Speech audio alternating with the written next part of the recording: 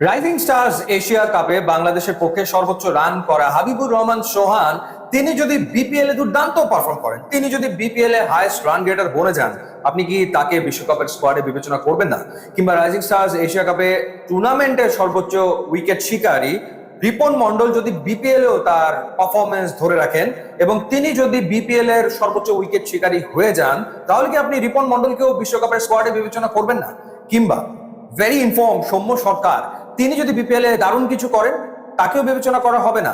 কিংবা সাব্বির রহমান তিনি যদি একটা অপ্রত্যাশিত কামব্যাক করেন বিপিএল এ, মানে এমন পারফরমেন্স করলেন সাব্বির রহমান, তো সেই ক্ষেত্রে তাকেও কি আর বিবেচনা করা হবে না? তাহলে টি-20 বিশ্বকাপের স্কোয়াড যে রেডি এমনটা ভাবা হচ্ছে বা বলা হচ্ছে, আসলে কি বাস্তবতা তাই? আমার তো সেটা আসলে মনে হয় না। সবচেয়ে বড় যে ঘাটতির জায়গাটা সেটা হচ্ছে বাংলাদেশের মিডল অর্ডার ব্যাটিং, স্পেশালি 5 এবং 6-এ এই গত এক বছর ধরে যারা খেলছেন তাদের ওপরে কি বিশ্বকাপে আস্থা রাখবে বাংলাদেশ ক্রিকেট বোর্ড? আমরা যদি তাদের পারফরমেন্সের দিকে তাকাই, শামীম পাটোয়ারি যাকে নিয়ে অনেক আলোচনা হয়েছে, আয়ারল্যান্ডের বিপক্ষে টি-20 সিরিজে প্রথমে তিনি বাদ পড়েছেন, থার্ড ম্যাচে তাকে আবার দলভুক্ত করা হয়েছে। শামীম পাটোয়ারি 21 ইনিংস খেলেছেন 2025 সালে, রান করেছেন 261, তার গড় হচ্ছে মাত্র 15.35, স্ট্রাইক রেট 121.39 এবং 21 ইনিংসে তার কোনো 50 নাই এবং স্ট্রাইক রেটও আহামরি তো কিছু না, 121.39। এবার আরেকজনকে নিয়ে যদি আমরা আলোচনা করি, জাকের আলী অনেক। জাকের আলী অনেক 2025-এ 23টা ইনিংসে ব্যাট করার সুযোগ পেয়েছেন, রান করেছেন 378, তার গড় হচ্ছে 22.23 এবং তার স্ট্রাইক রেট 123.93। শামীমের 121, জাকেরের 123, ব্যাটিং করছেন 5 বা 6, যেই সময়টাতে স্ট্রাইক রেটের প্রয়োজন ডেফিনেটলি পড়বে বিগ ম্যাচে 140 150, তারা সেটা করতে ব্যর্থ হয়েছেন 2025 সালে। নুরুল হাসান সোহানকে 9টা ম্যাচে আমরা দেখেছি, 9 ম্যাচে তিনি রান করেছেন 125, তার গড় 31.25, কিন্তু তারও তো স্ট্রাইক রেট 123.76। তো এই যে পারফরমেন্স এই তিনজনের ছিল 2025-এ, এই পারফরমেন্সের উপর বেস করে তাদের কি আসলে বিশ্বকাপের স্কোয়াডে জায়গা পাকা? সেটা কেমন করে হয়? আমার তো মনে হয় সেটা হওয়ার কোনো যৌক্তিক কারণ আসলে নাই। তো সেই ক্ষেত্রে বিপিএল এ যদি 5 এবং 6-এ কেউ দুর্দান্ত পারফর্ম করে, সিলেক্টররা সেই ক্ষেত্রে তাকে বিবেচনা করতেই পারে বিশ্বকাপের স্কোয়াডে।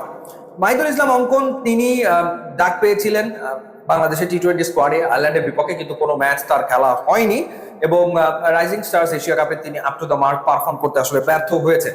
সুতরাং তিনি যে প্রুভেন পারফর্ম করেছেন তেমনটাও আসলে না। সুতরাং দেখতে হবে যে বিপিএল এ তিনি আসলে কেমন করেন।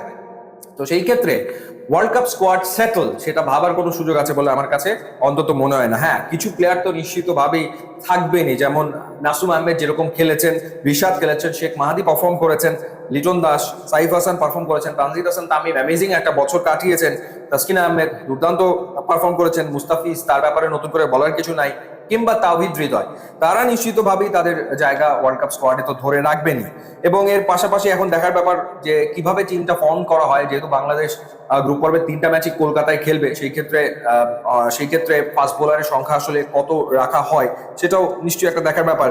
এছাড়া তানজিম হাসান সাকিব রয়েছেন, শরীফুল রয়েছেন, তারাও মোটামুটি জায়গা হয়তো ডেফিনেটলি ধরে রাখবেন। বাট মূল কনসার্নের জায়গা কোনটা, সেটা হচ্ছে মিডল অর্ডার, স্পেশালি নাম্বার 5 এবং নাম্বার 6 ব্যাটার।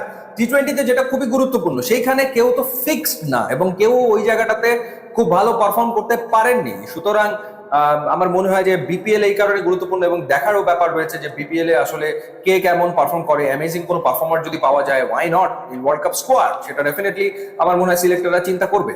আপনার কি মনে হয় ডেফিনেটলি জানাবেন ইউটিউবে।